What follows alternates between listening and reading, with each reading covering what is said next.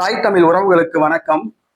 தமிழ்நாடு காங்கிரஸ் கட்சியின் முதலமைச்சர் வேட்பாளர் ஆகின்றார் என்ற தலைப்பில் இந்த காணொலியை காண்கிறோம்.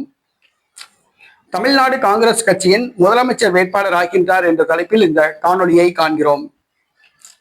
நடிகர் விஜய் தற்பொழுது சட்ட சிக்கலில் மாட்டியுள்ளார்.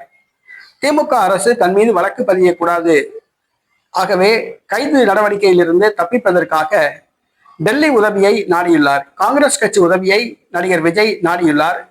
ராகுல் காந்தியுடன் பேச்சுவார்த்தை நடத்தியதாக கூறப்படுகிறது. இந்த சூழ்நிலையில் ராகுல் காந்தி அவர்கள் தான் இப்பொழுது மு.க.ஸ்டாலினை பகைக்க முடியாது என்று தெரிவித்துள்ளார். தேசிய அளவில் இந்தியா கூட்டணி அமைய முக்கிய பங்காற்றியவர் மு.க.ஸ்டாலின். ஆகவே தான் மு.க.ஸ்டாலினை பகைக்க முடியாது என்று தெரிவித்த ராகுல் காந்தி, தாங்கள் தனித்து செயல்பட்டால் தங்களுக்கு திமுக இடையூறு செய்யும், ஆகவே தங்களுடைய கட்சியை கலைத்துவிட்டு தமிழக காங்கிரஸ் கட்சியில் தங்களுடைய கட்சியை இணைத்து விடுங்கள் என்று ராகுல் காந்தி தெரிவித்துள்ளார்.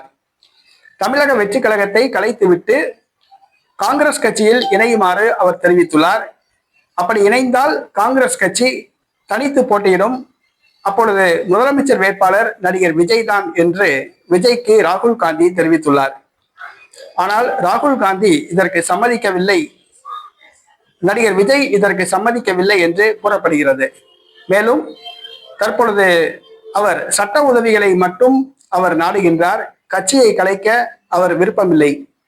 ஆனால் தாங்கள் கட்சியை கலைத்துவிட்டு காங்கிரஸ் கட்சியில் இணைந்தால் தாங்கள் தான் முதலமைச்சர் வேட்பாளர் என்று ராகுல் காந்தி தெளிவாக கூறியுள்ளார்.